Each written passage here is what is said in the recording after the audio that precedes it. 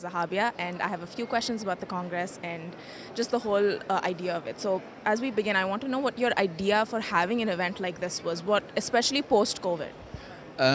To be realistic, the idea and person who's behind of this, he's His Highness Sheikh Mansour bin Zayed, to have such an event that can bring people together from around the world and to have the opportunity to talk to each other, to exchange the idea and expertise. And having also this in mind and having the relationship that we built in Emirates News Agency, that helped us a lot.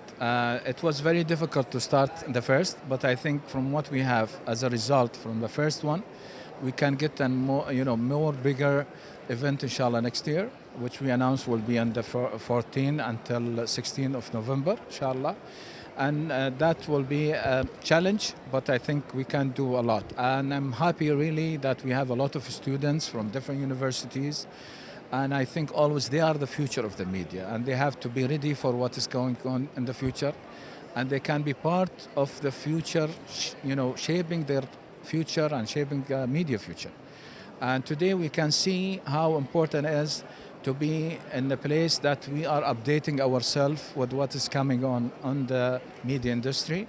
And we'll try the same every year to make this event a place that people will have new idea to see what is going on, what is things that we have to put in mind, what are the research, what are things that we can make better in our work as a media, what are the new technology that affect our work in the media, are we ready for the new technology? So this is basically something that will keep talking about in all editions of the Global Media Congress. So moving forward, as you did mention that having an event like this is extremely important, especially for students who are going to be future media makers. I want to know a little bit from you about the impact digital media has had on events like this, especially how is this aiding for future, our coming new media? I think what we have as a content from, even if you can go on the social media today about the Global Media Congress, you can see how it's, getting attention from people. For the third day, we have our Global Media Congress hashtag, it's trending. That means that the people are interested, and especially people who are the digital platforms. And why this? Because we try to have in the Global Media Congress the combination between digital and also old platforms and media from different representative area, people from different parts of the world. And I was seeing the reports that been in different TVs in Latin America, in Africa, and Asia. They were talking about this Global Media Congress, how important it was for them. So I'm really happy that I see the reflection of this first edition on the people, on their mind about what they learn, and also the things that I was also visiting some exhibitors, and I asked them. They show me big numbers of business cards that they have, and they said this is something that we were looking for to build a relation with others. So we are really happy that we got our objectives, and inshallah we'll build much more bigger and stronger show for the next year.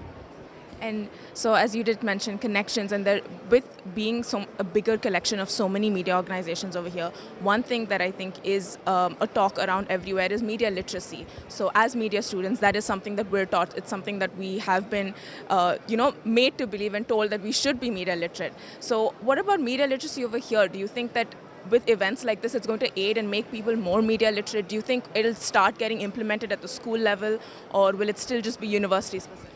I think what we have in the world now is changing this kind of concept that we might think about. Today, when we go for, with our kids from early stage, even they don't start their school, but they start to learn about the media and the social media and things like this. And that's give us a clear idea that it's something that we have to take care of it as a parents, even before the school, even before the universities.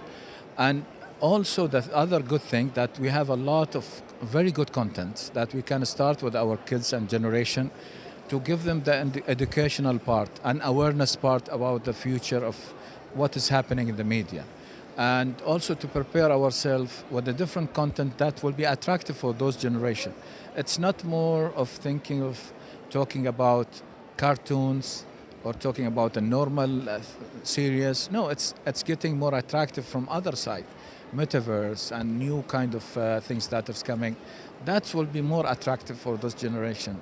They need more interactive things instead of having just watching. They would like to talk and receive answer. They would like to have someone who will give them information in a dialogue way. So this is something that we have to think about it as a media outlets, to be active and try to implement the new ways. And coming towards the end of our interview, I want to know from you, what is the future of Global Media Congress going ahead? What are your plans or your predictions for the development of new media, not just in the MENA region, but also globally? I think today we are leading the world in this Global Media Congress. And I think we are leading for the good area, or let's say to the good view of the media. That's why we are trying to go away from any conflict soon and try to just talk about the things that we have in common instead of talking about the differences. And we are talking about respecting each other, respecting other idea. We are talking about sharing expertise, opening our mind for others. That will create a different kind of media industry, and that will give us a chance to think together, as we are thinking always in the media industry about other sectors. We are missing to think about our future in the media. Nowadays, by this kind of event, we can be ready for the future, and we can talk about it, we can see it, we can dream about it in and see it in reality in the future. Awesome. And my final question to you is, what advice would you give students, especially the youth of today that are going to be future media makers and be part of the Congress in the coming years? So what advice would you give? First of all, I tell them they are the future of the media, and I tell them the media industry is changing, and when you come to be part of the media industry, you have to have a lot of tools. It's not like when we came from media school to our field. It was easier maybe. Nowadays, you have to be perfect in the media skills and also perfect in the technology skills. You have to combine both things together, and you have to update yourself. Don't wait until you reach the point of graduation and you say, okay, I will learn now. No, prepare yourself, share and get more information, see the research, prepare yourself to be unique in this. Don't dream about being, something like you will be part of something. No, dream about that you will be unique, and that can be done easily now. In the past, we can be part of a big organization to be presented in the media. Now, by yourself, you are doing a good job. You can be a star by yourself. So it's good to think in this kind of, thinking way and try to be part of future from now. Okay, thank you so much for this interview, and we hope to see you again next year.